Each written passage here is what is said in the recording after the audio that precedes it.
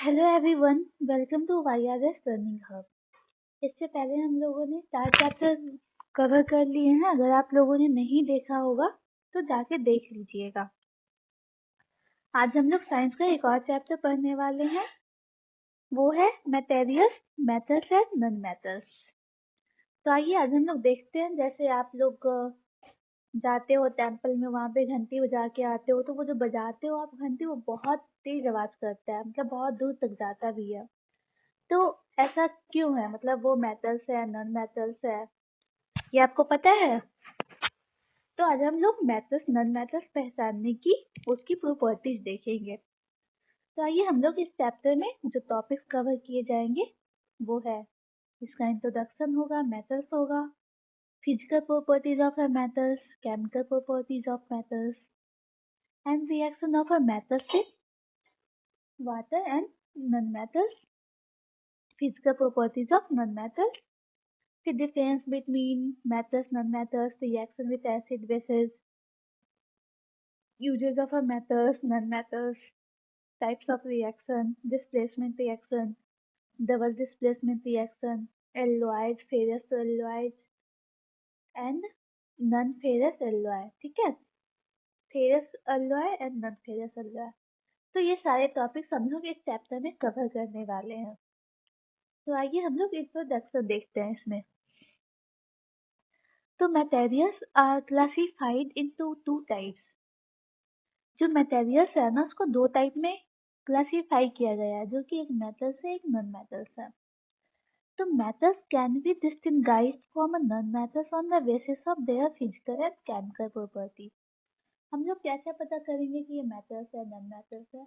तो हम लोग इसकी कुछ केमिकल प्रॉपर्टीज हैं, कुछ फिजिकल प्रॉपर्टीज हैं, तो उसके बेसिस पे हम लोग पता कर सकते हैं कि वो मेटल्स है या नॉन मेटल्स है। तो हम लोग आज की इस वीडियो पे देखते हैं ये कि मेटल्स की physical properties. So they have a shining surface in their pure state and it is called the metallic luster। तो जो मेटल्स होते हैं ना, उसका जो सरफेस होता है ना, वो बहुत शाइन करेगा, शाइनिंग होता है एकदम। जैसे कि गोल्ड, सिल्वर, ये सब शाइन करता है ना, ये सारे मेटल्स होते हैं। और जो शाइनिंग का जो नेचर है, मतलब उसको हम लोग मेटेलिक लस्टर कहते हैं। और ये जो होता है ना, वो जनरली हार्ड होता है। The hardness varies from a metal to metal. कौन सी मेटल जो है वो कितना हार्ड होगा, ये डिपेंड करता है। तो मेटल जो होता है वो मेलिएबल भी होता है। This means it can be made thin sheet bye beating. इसको बहुत पतले से शीट में कन्वर्ट किया जाता है, ठीक है, इसलिए इसको मेलिएबल भी कहते हैं। Ductile which means it can be drawn into a thin wire. ये बहुत पतली सी वायर में इसको ड्रॉन कर सकते हैं, इसलिए इसको डक्टाइल भी कहते हैं। एग्जाम्पल हो गया, gold is a highly ductile metal. Gold को आप जितना चाहो उतना उसको मेलिएबल कर सकते हो और डक्टाइल कर सकते हो। फिर हम लोग इसको आगे देखते हैं। The good conductor of a heat. तो हम लोग देखते हैं, the good conductor of a heat and have a high melting point. तो जो मेटल्स होते हैं ना, वो गुड कंडक्टर ऑफ इलेक्ट्रिसिटी भी होते हैं, ठीक है। And the most of the metals are sonorous which means it can be a produce sound. जो कि आप जब ये टेम्पल में जाते हो, वहां पे जो आप लोग घंटी बजाते हो, तो वो आवाज जो प्रोड्यूस करता है, तो वो मेटल्स का बना होता है, इसलिए वो आवाज निकालता है। उसकी प्रॉपर्टीज को हम लोग सोनरस कहते हैं। फिर आगे है chemical properties of a metal. इसके फिजिकल हम लोगों ने देख लिया। फिजिकल प्रॉपर्टीज के अकॉर्डिंग भी हम लोग पता कर लेंगे कि वो मेटल्स है या नॉन मेटल्स। और इसकी कुछ केमिकल प्रॉपर्टीज है, उसको हम लोग देखते हैं, जिससे कि पता चलेगा मेटल्स है या नॉन मेटल्स। तो हम लोग आगे देखते हैं इसकी केमिकल प्रॉपर्टीज मेटल्स की। तो metals combine with oxygen to form a metal oxide. जब मेटल जो होगा वो ऑक्सीजन के साथ कंबाइन होगा तो वो मेटल ऑक्साइड बनाएगा। यहाँ पे एग्जाम्पल है, आप देख सकते हो। एल्युमिनियम प्लस ऑक्सीजन मिला तो एल्युमिनियम ऑक्साइड बना दिया, कॉपर प्लस ऑक्सीजन मिला तो कॉपर ऑक्साइड बना दिया। फिर हम लोग आगे देखते हैं। तो मोस्ट मेटेलिक मेटल्स ऑक्साइड जो होते हैं ना, आर इनसोल्यूबल इन वाटर, वो पानी में नहीं घुलते हैं। If a metal oxide are soluble they form a alkali, अगर वो मतलब पानी में घुल जाते हैं, सोल्यूबल हो जाते हैं, तो वो जो मतलब जो बनाएंगे उसको हम लोग अल्कली कहेंगे। ठीक है, तो देखते हैं इसमें। सोडियम ऑक्साइड प्लस H2O पानी, मतलब कि वाटर। ठीक है, मतलब सोडियम ऑक्साइड प्लस H2O, तो वो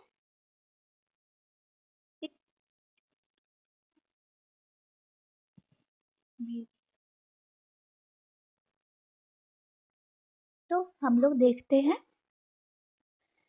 ये NaO प्लस H2O जब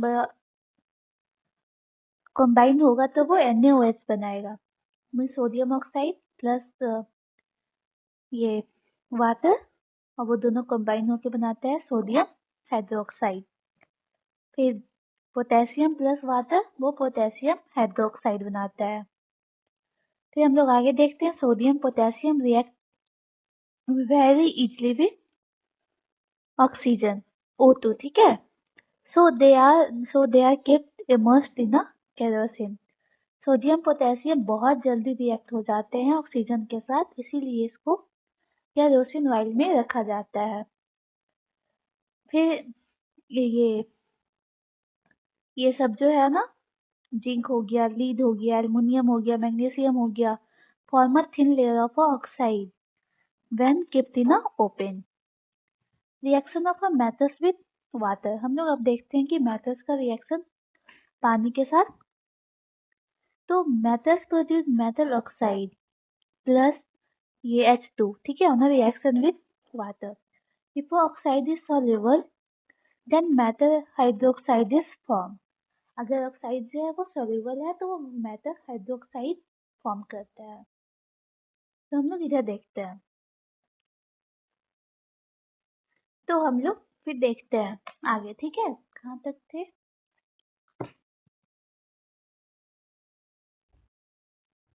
तो magnesium doesn't react with cold water. ठीक है, मैग्नीशियम जो होता है वो रिएक्ट नहीं करता है। तो एल्युमिनियम जी iron do not react with H2O but react with steam. ये जो होता है पानी के साथ रिएक्ट नहीं करेगा, लेकिन स्टीम के साथ रिएक्शन इसका होता है। तो इसका रिएक्शन क्या बनाता है, देखिए इधर। Al, ये आपको याद होगा ना, मतलब जो मेटल्स है उसके फॉर्मूला जाइए। Al मतलब एल्युमिनियम। ठीक है, तो Al प्लस H2O, और ये जो वो जो बना देगा वो Al2NO3 प्लस 3H2। फिर जब ये आयरन रिएक्ट करेगा H2O के साथ तो ये iron ferrous oxide plus hydrogen बना देगा।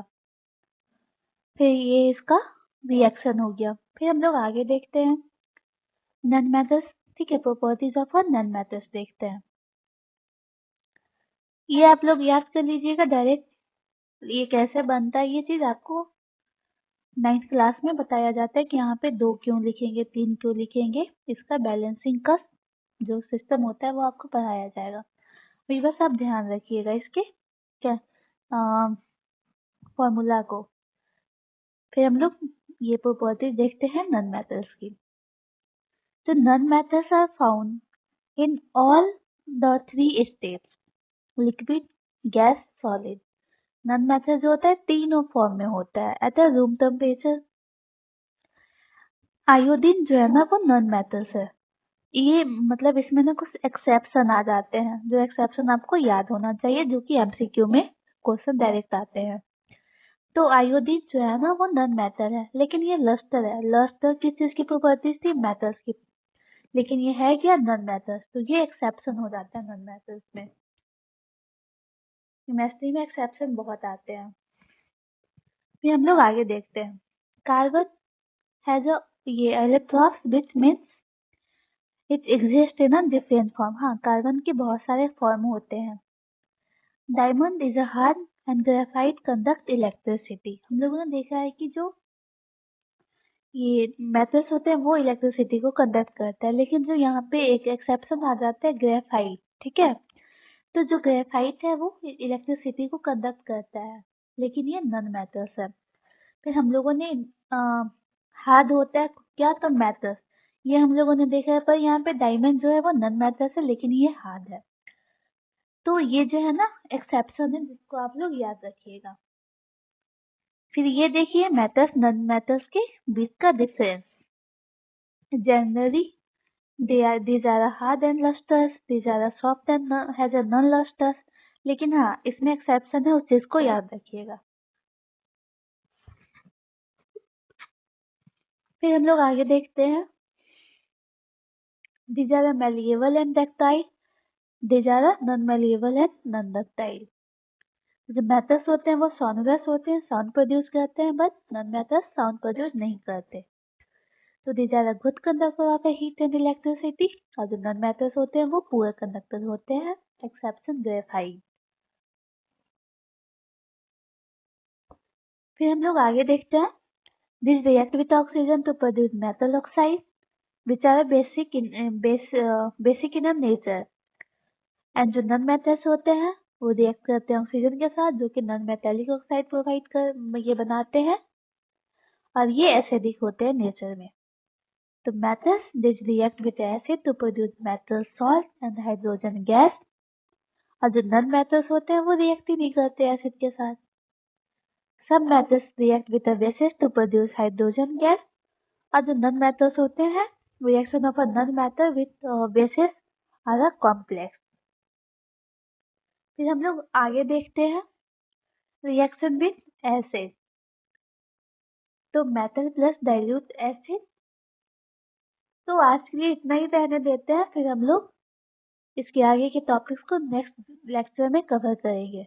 ठीक है, thank you, bye bye, take care.